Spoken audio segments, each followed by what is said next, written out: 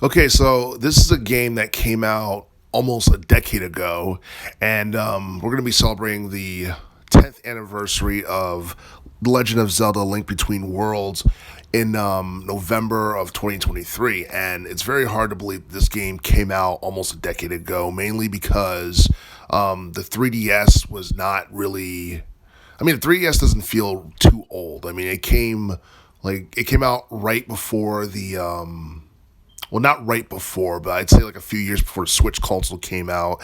And the 3DS in of itself is an old, handheld game system at this point. And pretty much A Link Between Worlds was one of the more intriguing Zelda games that I have seen in terms of gameplay. And the whole dynamic of players being able to use Link to merge into walls and Law Rule was something that it caught a lot of people's attention. And I honestly feel like that A Link Between Worlds is probably one of the best Nintendo 3DS games I've seen in terms of graphics and quality because there were 3DS games that came out that did not look so good, and they try to go for the whole like 3D like dynamic with like cel shaded graphics, and it just didn't look that great on the Nintendo 3DS.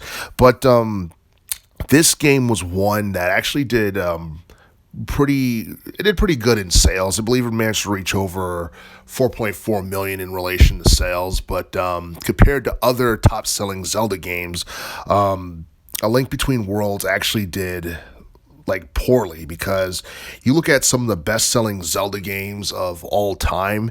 Number one right now is Breath of the Wild, which came out back in 2017 for the Switch console, and I think that's largely because of how popular the Switch console was before it came out. You have Breath of the Wild, which did over 28 million in sales. You have Twilight Princess, which did over 8.5 million in terms of sales. You have Ocarina of Time, which did over 7.6 million in sales, and that's arguably the best installment in the entire series, depending on who you ask. Some might go the other direction and say Breath of the Wild is the best installment, but as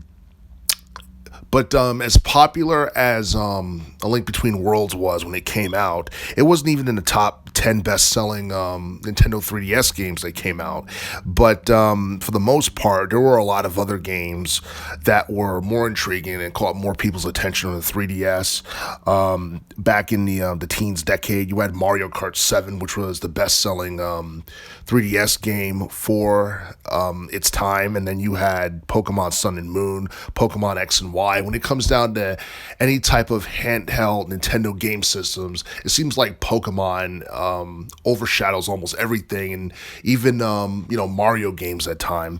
But does Zelda: Link Between Worlds deserve a remake for the Switch console? There are people who will go on record and say that that's something that should happen, but A Link Between Worlds is a game that in some ways is a remake in of itself, and I don't think there had been too many people online who's been clamoring for a remake of this particular game. It's pretty cool to have, and I'm pretty sure a lot of people didn't get a chance to play it because it didn't sell nearly as much as some of the Zelda games I just mentioned. But at the same time, it seems like right now a lot of people are looking towards the future opposed to the past, and they're waiting for this new Zelda game to be released for the Switch console this upcoming summer and in 2023.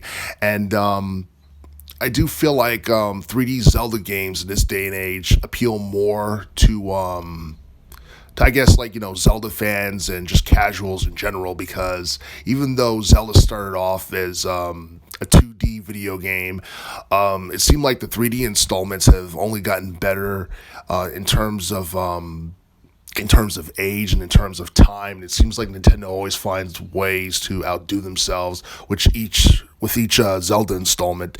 But it would be cool if Nintendo decided to do something special with A Link Between Worlds in relation to its 10-year anniversary, but we'll just have to wait and see what happens.